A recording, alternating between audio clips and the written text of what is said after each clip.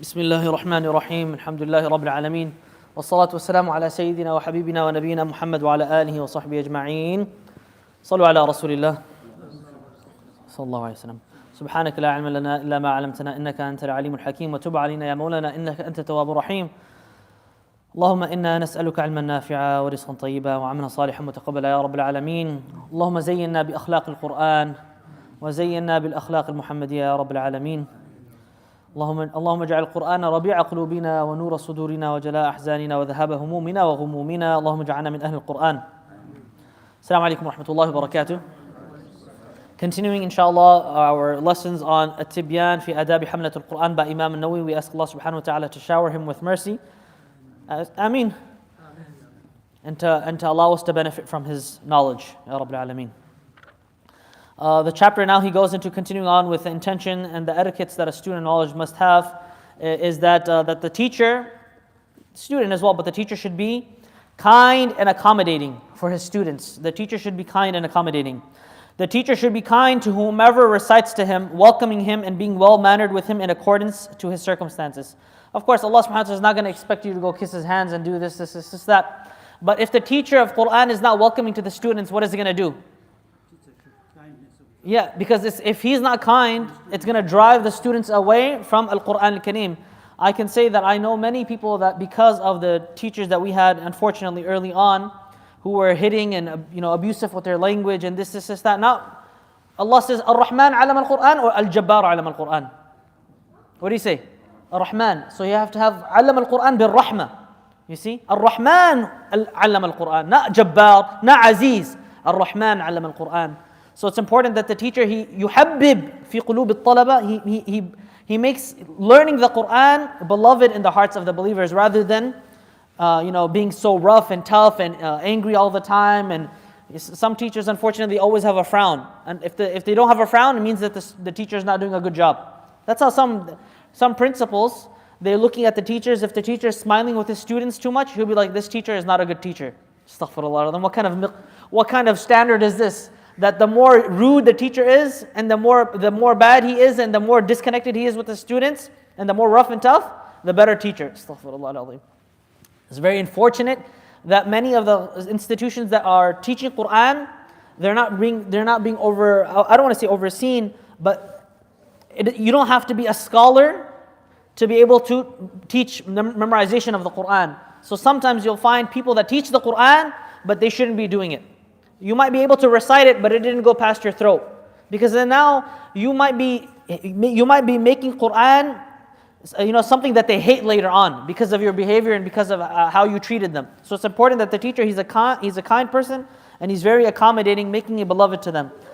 Abu Sa'id al-Khudri radiallahu an, okay, he used to say, whenever the students of knowledge would come, he would say, marhaban, welcome, bi wasiyyati Rasulillahi sallallahu alayhi wa sallam.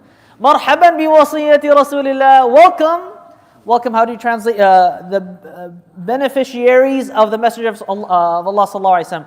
Those that Rasulullah sallallahu alaihi wasallam advised for the teacher to then, of course, look out for. Marhaban bi wasiyyati Rasulillahi sallallahu alaihi wasallam. Again, welcoming them. Come, Bismillah. And then the Prophet sallallahu alaihi wasallam, Rasulullah's hadith. People rely upon you. He's talking to the students of knowledge. People rely upon you. They follow you. Men will come to you from the earth's regions to acquire religious knowledge. When they come to you, make them your concern. Okay? So the teacher shouldn't be like, oh, khalas, yani, ala al-jamb. No. Should really prioritize the students that give him time.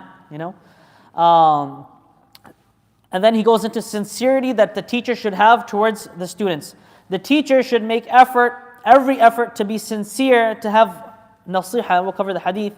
To whomever recites to him. Since the Prophet sallallahu alaihi wasallam, sallu ala Rasulillah sallallahu alaihi wasallam, he said, ad-dinu an-nasiha. Religion is to act with sincerity. So nasiha doesn't mean just giving good advice. It means wanting good for others. Ad-din an-nasiha. Okay, religion is to act with sincerity. Towards who? Towards Allah. How do you act sincerely towards Allah? Worshipping Him. Praising Allah subhanahu wa ta'ala, doing tasbih of Him azza wa jal. When you see non-Muslims, you don't just keep it to yourself. If you're sincere towards Allah azza wa jal as a servant and as an abd, then you're also going to be giving da'wah to people around you. And nasiha lillah in all different ways. And also لِرَسُولِهِ sallallahu alayhi wa sallam, by sending salawat upon him, by practicing his sunnah, by teaching hadith for myself, for learning hadith for others, for myself also to learn hadith, to cover books like Riyadh al-Salihin, Sahih Bukhari, Sahih Muslim, things that connect to the tradition of Rasulullah sallallahu alayhi wa sallam with the understanding of scholars. Not just by your own understanding, you pick up a hadith, oh, this hadith says to kill dogs, I'm going to go apply it now. No, read the hadith right after. It's mansukh, okay? You have to have it with understanding of ulama and the Sahaba radiallahu anhum, okay? And also, لِأَئِمَّةِ الْمُسْلِمِينَ, okay? His book as well. Sincerity towards the book of Allah Azza wa Jal, that you read it, that you practice it. That's why we say, Ya Allah, give us the akhlaq of the Quran. Say Ameen. And the leaders of the Muslims. What does it mean to have nasiha and sincerity towards the leaders of the Muslims? That you put them in positions of authority. That's how you be sincere towards them. That you allow them to be able to fully dedicate themselves to learning and teaching. Because if a leader and if a scholar is not being able to do that, then that means he's not going to be able to serve the community or serve the Muslims. So also Muslims taking care and being sincere towards their leaders is in that respect. Being sincere towards also the common folk, all Muslims. You wanting good for your brother, just as you would what? Good for yourself. Sincerity towards Allah and His book includes honoring its reciter, honoring the person of Quran, its student, guiding him to his best interest, being kind to him, assisting him in his studies with all that one can, helping the students of knowledge. Okay? This is for regular folk to do. How? You sponsor students. You allow them to be able to study the Quran and do all of that and not have to worry about the finances of it. You know, the idea of sponsoring, perhaps through even zakat, if someone is zakat eligible and whatnot. And for the teacher to want good for the student as well. It includes harmonizing the student's heart, being open-handed by teaching him gently, being kind towards him, and encouraging him to learn. Encouraging him to learn. The teacher should mention the superiority of learning to the student so that it causes him to be eager and increases his desire, makes him abstinent in this world, and changes him from being inclined towards the world and from being deluded by it. I can say this from my own end. The teacher, he cannot just teach and expect that the student knows the worth of what he's studying, right? You have to remind them constantly, what are you studying? You're studying the Quran, the Kitabullah Azza wa Jal. This is Allah subhanahu wa ta'ala's speech that you're studying. You're learning something that is supposed to be the guide for all of humanity, for the world. And so you have to encourage them, mention the ahadith, mention the virtues. If you read Quran, you memorize Quran, even the parents to be reminded of the virtue that inshallah your child is going to give you a crown on the Day of Judgment because you made them memorize the Quran. Reminding them constantly of the virtue. وَهْجُرِ النَّوْمَ وَحَصِّلْهُ فَمَنْ يَعْرِفِ الْمَطْلُوبَ يَحْقِرْ مَا بَذَلْ. Leave off sleep. Why? Why do you leave off sleep? Someone who knows what they're seeking, whatever they have to do to get that, it doesn't matter to them. It could be anything. I mean, basketball players, to be able to go to the NBA, they work day in and day out, night in and out. Like Kobe Bryant, for example, the guy never slept. The guy was always working on the basketball court. This is for basketball, throwing a little basketball on the hoop. Quran, come on, how much more effort should a person be giving, right? وَأَهْجُرِ النَّوْمَ وَحَصِّلْهُ فَمَنْ يَعْرِفِ الْمَطْلُوبِ. Who knows what he's seeking? يَحْقِرْ مَا بَذَلْ. Whatever he has to give to get that goal, it'll be nothing. So the teacher has to constantly encourage the students. The teacher's goal is not to just teach them. Okay, the real teacher, the alim murabbi, he not only teaches students knowledge, but he also does tarbiyah of their akhlaq. And sometimes that causes the teacher, sometimes he has to even be rough and tough with them. He has to be strict with them. The student should be patient also with the teacher. Sometimes one student, his feelings get hurt, khalas, I'm going to leave off my teacher. No, this shouldn't be like that. Nor should the teacher be harsh and this and that with his students. It goes both ways. He goes on to continue, the teacher should mention to him the superiority of being occupied with the Quran and all of the religious sciences. This is the path of those who have knowledge, al-arifun, the resolute and the righteous worshippers of Allah, and is the rank of the prophets, alayhimu salatu wasalam.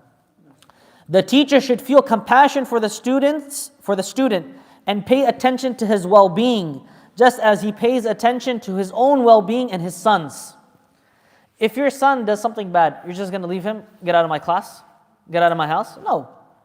You're going to have patience. Sometimes the student, they're going to have bad character. The student, it's expected that as a teacher, you're going to have students that sometimes make mistakes, right? You're not just going to tell them, khalas, get out of my class, get out, I don't want to see you anymore. No, you remind them just as you would remind your son. You want to take them on a righteous path, just as you would take your own son by his hand. That's the role of the teacher. That's why they say your teacher, a real alim murabbi, is like a spiritual father.